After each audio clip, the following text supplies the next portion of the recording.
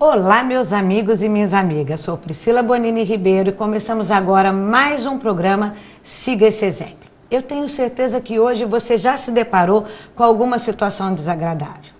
Ligou um rádio, ligou a TV, leu um jornal, leu uma revista e com certeza se deparou com assalto, violência, morte.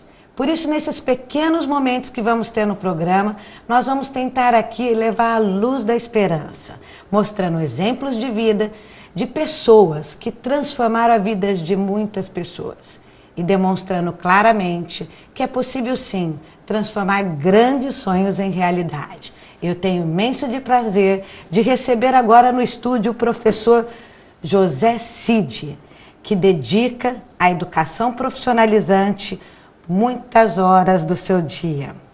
A Baixada Santista se orgulha muito que desde 1972 ele trabalha e está aqui conosco. Seus 82 anos de idade, olha, professor, e meio. 1972, quando o professor começou a transformar vidas através da educação, eu estava nascendo. Olha o significado disso. Quantos anos dedicando a sua vida a pessoas, transformando e abrindo janelas para grandes sonhos. Em seus 82 anos de idade, não o impedem em nenhum momento de continuar a luta, transformando através da educação. Eu tenho o prazer de recebê-lo aqui em nosso programa e que este seja um programa que leve luz, esperança a muitas pessoas que no dia a dia vão perdendo a vontade de sonhar, vão perdendo a esperança de concretizar seus sonhos. Prazer em recebê-lo aqui, professor Cid. Queria falar um pouquinho antes da gente ir para o nosso entrevistado, um pouquinho, resumindo, porque o currículo do professor, olha, é enorme. A qualificação dele é fabulosa. Então, eu resumi, professor, um pouquinho da tua história. Ele nasceu em dia 24 de janeiro de 1931, na Vila Matias, em Santos. Casado com Maria, tem 2 filhas e 6 netos. Começou a lecionar em 11 de abril de 1972, no Colégio Aristóteles Ferreira. E passou também pela Escola Rosa e Escola Técnica Federal em Cubatão. Desde 1990, ao passar no concurso da Prefeitura de Guarujá, faz parte do quadro de professores da Escola 1º de Maio, Escola Profissionalizante. Também atuou durante 8 anos na Fundação Casa, para ensinar noções de elétrica a adolescentes internos. Hoje é professor de elétrica nos centros comunitários aqui do Guarujá. Olha, aqui a gente tem uma reportagem muito bonita de um trabalho que o professor fez na Fundação Casa. Um trabalho bonito e que transformou e com certeza ajudou a recuperar muitos meninos que passaram por ali. Como é que foi a sua infância, professor? A sua vivência com seus pais, com seus familiares? Olha, maravilhosa. A gente morava num sítio, tá? E a gente obedecia muito à educação do pai, da mãe, muito amor da mãe. Aos 6 anos de idade, a gente já trabalhava na chácara, no sítio e tal. E a gente sempre respeitou, até hoje eu respeito aquilo que meu pai me educou e minha mãe. Aos 14 anos de idade, eu fui trabalhar de dia e estudar à noite. Às vezes eu falo para os meus alunos, continuo até hoje.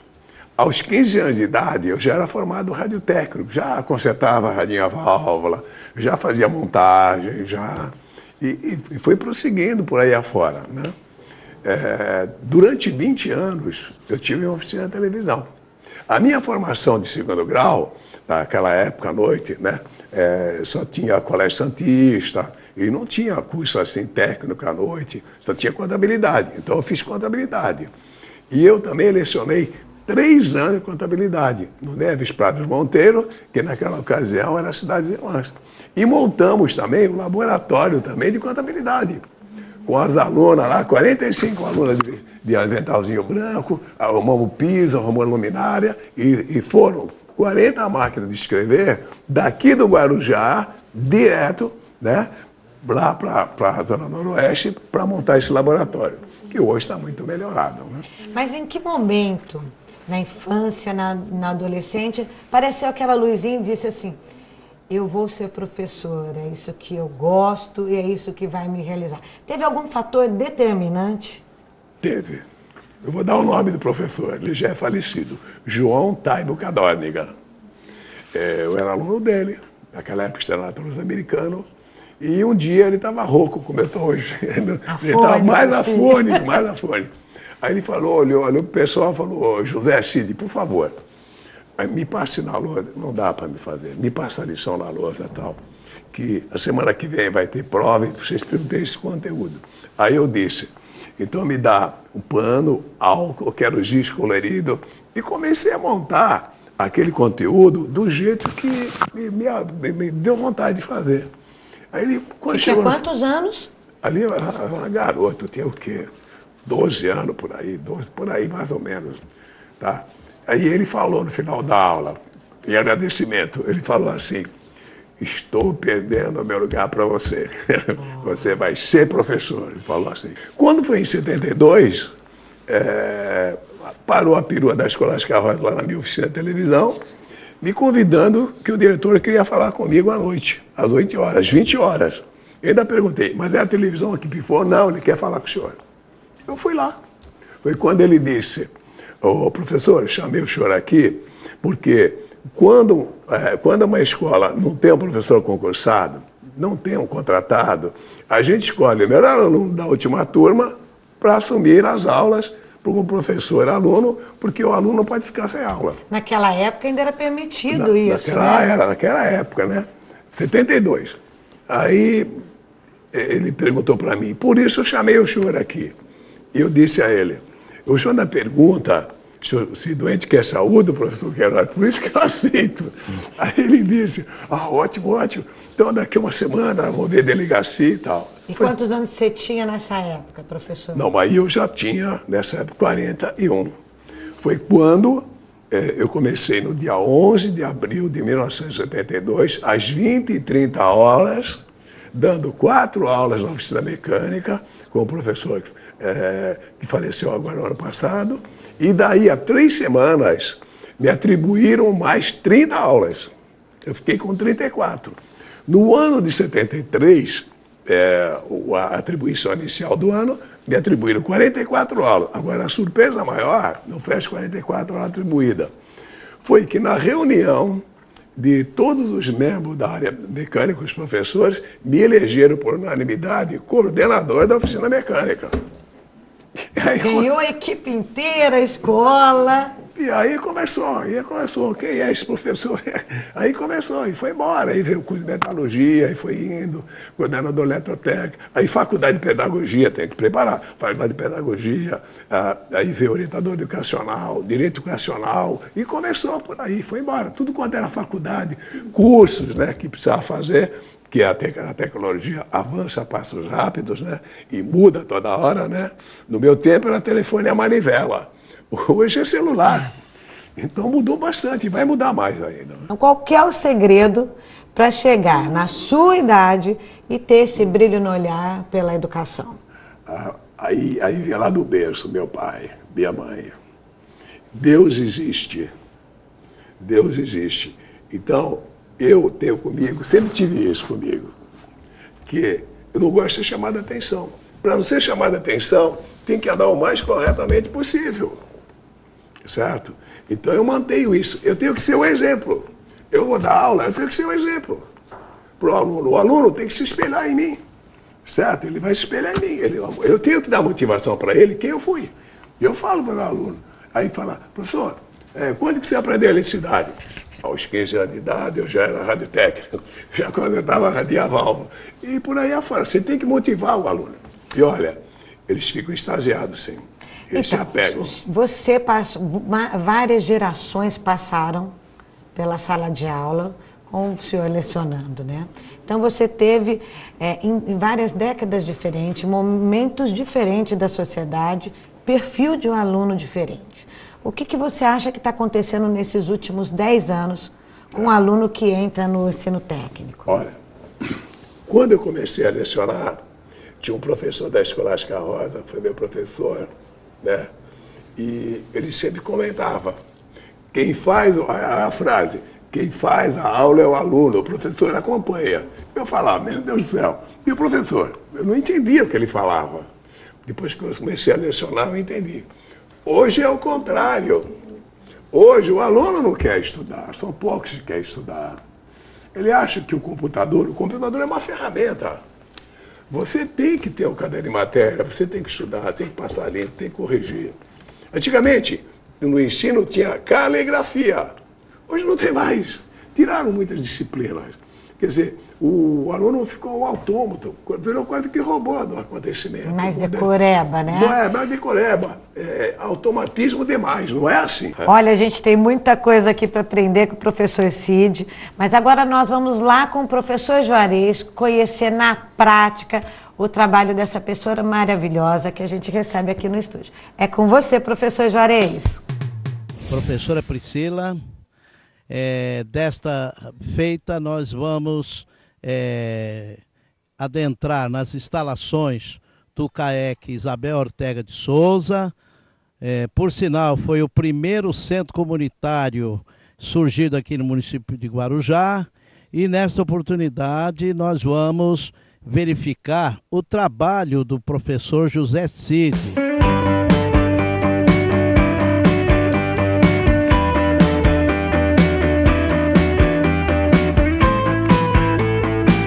Para mim é muito gratificante, porque a gente está aqui, para, além de ser pedagogo, professor, está aqui para ajudar. A gente está aqui para auxiliar aquele que possa fazer o que eu fiz também. Eu também enviada, desde de 15 anos de idade também, muita gente me ajudou, certo? Na profissão, totalmente me ajudou como aluno. Eu estou aqui para fazer isso. E fazer o papel também, o papel didático e pedagógico que a Secretaria de Educação do Guarujá oferece. Eu gosto muito das aulas do professor Cid, por isso que eu tento não faltar nunca, porque ele sempre passa as matérias, o conteúdo é muito bom, tanto é que todos os alunos aqui gostam demais, tem aulas teóricas, aulas práticas, e o diferencial dele é que ele consegue ministrar um conteúdo muito importante de uma maneira muito fácil e descontraída. Capacidade, né? Força de vontade. Um exemplo para todos nós alunos aqui do curso de instalações elétricas. É um prazer e uma honra trabalhar junto com o professor José Cid, porque ele é um exemplo de persistência, de sabedoria, de tenacidade, né? Cada dia que passa a gente aprende um pouquinho mais. Ele ele é um ser humano que ele não distingue, não separa ninguém. Todos são iguais, tá? Inclusive os meus alunos são tratados com muito amor e carinho por ele. Professor, qual foi o momento mais marcante na sua trajetória pessoal e depois na sua trajetória profissional? Foi quando eu comecei a fazer todas as formações que eram necessárias para a educação, a pedagogia, tal. E quando eu comecei a ser reconhecido pelo meu trabalho, não só por alunos, mas pela própria direção, coordenador de área, coordenador de estágio. A gente fazia aquelas promoções, viagens a São Paulo, feiras técnicas, etc. Eu me sentia como se fosse em casa. Eu tinha 2 casas. A minha própria residência, a minha família, e a outra era a escola. E o amor da família, esse amor, teve a esposa quantos anos já? Sempre colaboraram, sempre foi colaborado, sempre apoiaram, até hoje apoia assim, certo? E foi aí que eu senti que eu tinha 2 casas. Eu era muito solicitado pelas direções. Qualquer coisa chama o professor Cid. Tem que arrumar ali, tem que arrumar aqui. Caiu o disjuntor da cabine de força. Chama o professor Cid. Era assim. Então eu senti que eu era útil. Eu era reconhecido por todos. Pais de alunos também reconheciam. A gente mandava até perguntas, né? Nós temos uma cartinha aqui, se o senhor me permitir, eu vou ler ela. Pode ler. Pode ler? Pode ler. Pode Pode. ler. Tem muito amor aí. Ó, essa cartinha foi escrita por um aluno para o professor Cid. Seu Cid, em primeiro lugar, obrigado por ter compartilhado o conhecimento do senhor comigo e por ser a pessoa tão interessada em ensinar seus alunos a ter uma profissão digna para que possa sair daqui com esperança e ter um futuro melhor. Seu Cid, se todos os alunos que passaram pela elétrica soubessem aproveitar o seu conhecimento, com certeza muitos nunca voltariam a ser presos ou não perderiam suas vidas. Seu Cid, depois que eu te conheci, que eu conheci o senhor, eu vi que o senhor não vem aqui somente para fazer hora ou enrolar, mas sim para ensinar o máximo possível. E é com muito orgulho que eu o chamo de senhor mestre. Muito obrigado. Lindo, né? Esse é um exemplo de vida, gente, que traz esperança, traz um olhar lindo desse. Obrigado. Uma pessoa com a vitalidade que tem, com 82 anos, e que continua aqui nos nossos centros comunitários, levando luz, levando muita educação e transformando a vida de muitas pessoas. O senhor quer fazer alguma consideração final? Não, estou emocionado. Eu estou mais emocionada ainda, professor, de ter ao meu lado uma pessoa que para mim foi um exemplo. O conheci antes de começar o meu trabalho como secretária, né, na Fundação Casa. E desde a primeira vez o seu olhar, os seus ensinamentos me comoveram muito. Eu espero que você continue muitos anos transformando através da educação e que você siga de exemplo para todo mundo que está nos assistindo ali. Eu queria que você olhasse agora para a câmera e desse um abraço a todos eles e falasse uma frase que você entende que a sociedade precisa e que é necessária sim para que a gente transforme cada vez mais através da educação. É que eu sempre falo, e Deus existe, paz e muito amor, muita luz e muito amor. Quando você leu aquela carta, e na frase final, que o Odair Bispo disse que ele serviu de exemplo na minha pessoa, ele transformou toda a opinião dele, a vida dele, para prosseguir num caminho certo, correto, né? E ele está falando lá, que eu vou lá para ensinar, eu não vou lá para enrolar. Quando você falou aquilo ali, eu me emocionei. Porque o professor Cid é um exemplo a ser seguido.